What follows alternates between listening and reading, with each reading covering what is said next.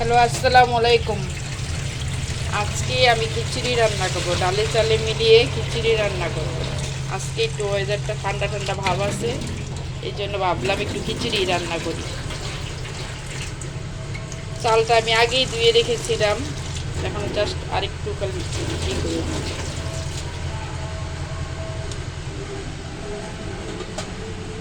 আসলে আমাদের তো লাগে কম, আমরা মানুষ সংখ্যা কম, ফ্যামিলির সংখ্যা সদস্য সংখ্যা কম, এই জন্য আমাদের সব কিছু লাগেও কম।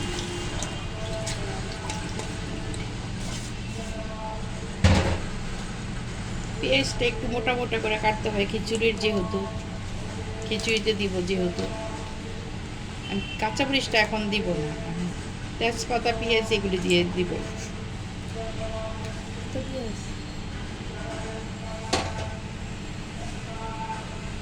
এখন একটু আদা বাটা, রসুন বাটা, খিচুড়িতে আদা বাটা রসুন বাটা দিতেই হয়।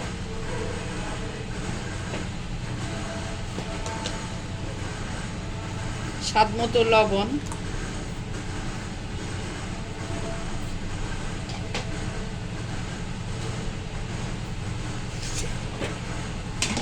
আর হলুদ ফাঁকি, মরিচ ফাঁকি এগুলি তো দিতেই হয়।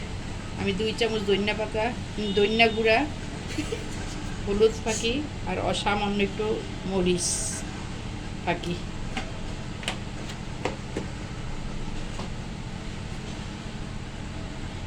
এখন আমি চুলাটা জ্বালায় নিব।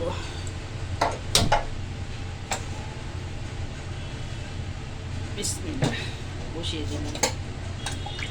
আস্তে আস্তে এখন ঢেকে দিব, খিচুড়িটা এখন হবে।